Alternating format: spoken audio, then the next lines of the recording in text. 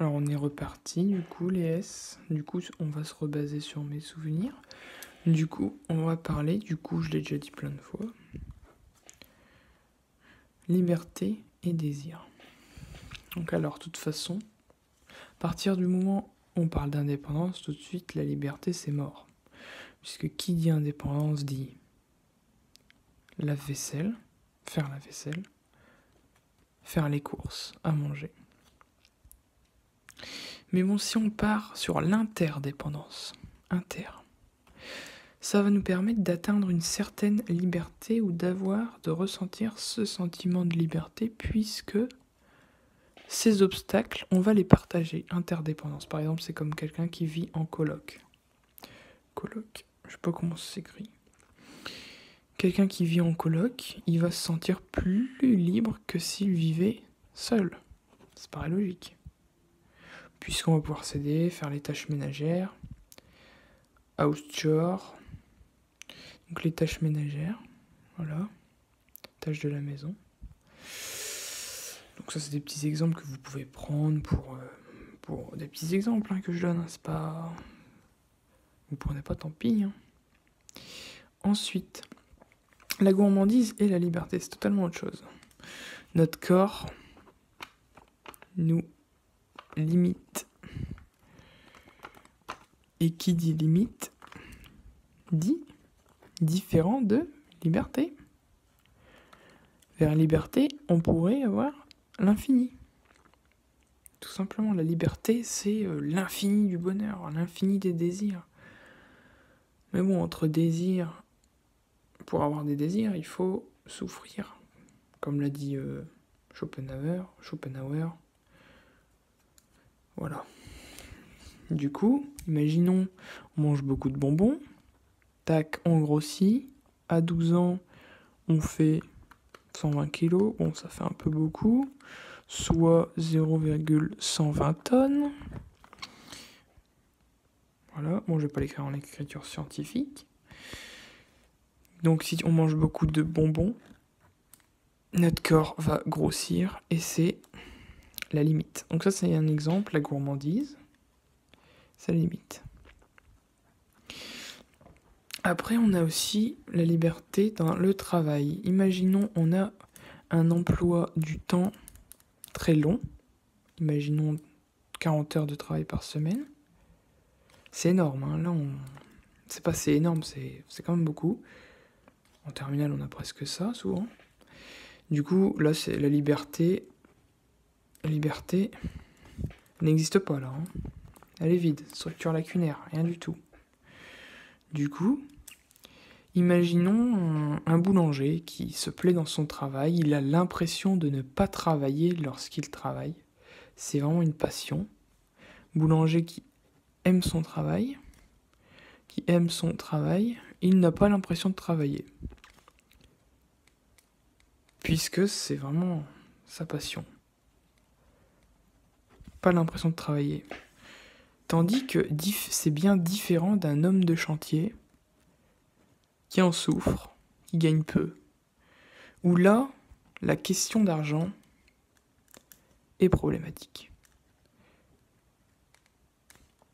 Bon, bien sûr, c'est un exemple. Hein.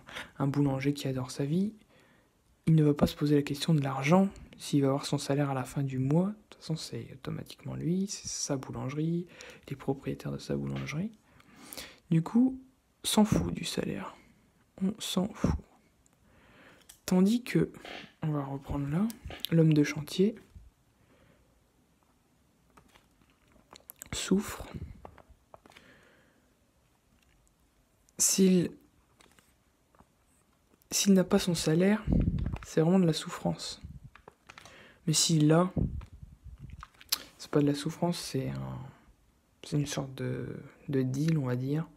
T'as construit ta maison, ok, t'as ton salaire. Mais si tu construis ta maison, que tu souffres et que t'as pas ton salaire, là, psychologiquement, c'est très dégradant. Ensuite, on peut prendre autrui, par exemple, imaginons à l'école, dès le plus jeune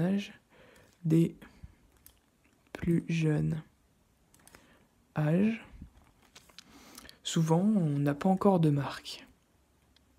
des vêtements de marque. On est souvent, peut-être des vêtements Gémeaux, je sais pas, Carrefour, je sais pas s'il y a des vêtements là-bas. On achète des vêtements comme ça, on s'en fout des marques. Mais souvent, à partir de peut-être CM2, 6e, on commence à voir l'autre. Si on n'a pas de marque, on se sent plutôt exclu, je dirais. Puisque souvent, les gens habillés, bien habillés, côtoient souvent des gens bien habillés. Comme par exemple, tout simplement, une personne sans domicile fixe ne va pas aller voir quelqu'un avec des manteaux Louis Vuitton, sa femme des chaussures Louboutin. Voilà, chaussures Louboutin, je sais pas pourquoi je fais ça. Du coup, l'autre, est-ce que tout simplement autrui influence ma liberté ? Je pense que oui, à cette question on peut répondre oui, mais lors d'un sujet de philo, il faut dire oui, non, oui et non. Tout simplement autrui va m'imposer mon comportement vis-à-vis des autres. Puisque c'est à cause de lui que je vais me comporter de telle manière, de telle sorte, porter tel habit. Imaginons que je suis seul sur la planète, je vais peut-être pas commencer à m'acheter des Adidas Boost. Ah non, des Yeezy. Des Yeezy d'ailleurs, je vais pas m'acheter des Yeezy. S'il y a personne sur la Terre. On est quand même content quand on montre à quelqu'un que quelqu'un est fier de nous.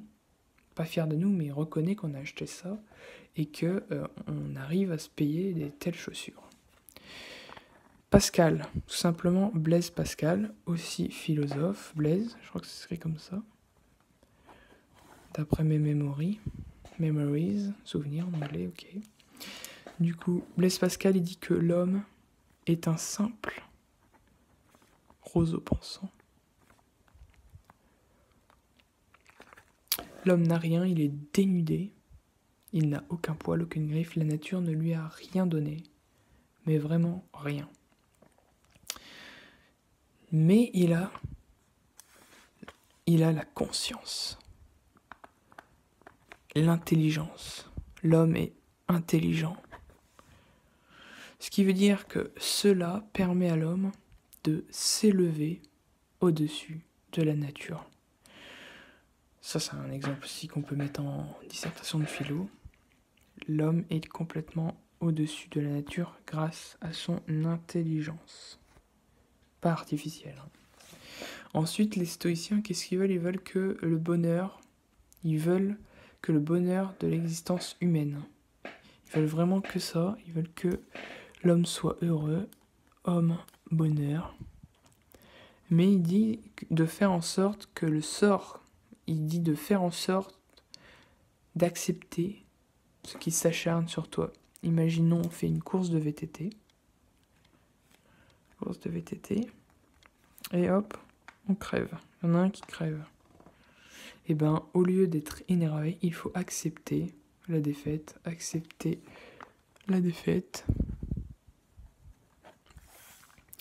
Même si on perd, vraiment, les stoïciens sont comme ça.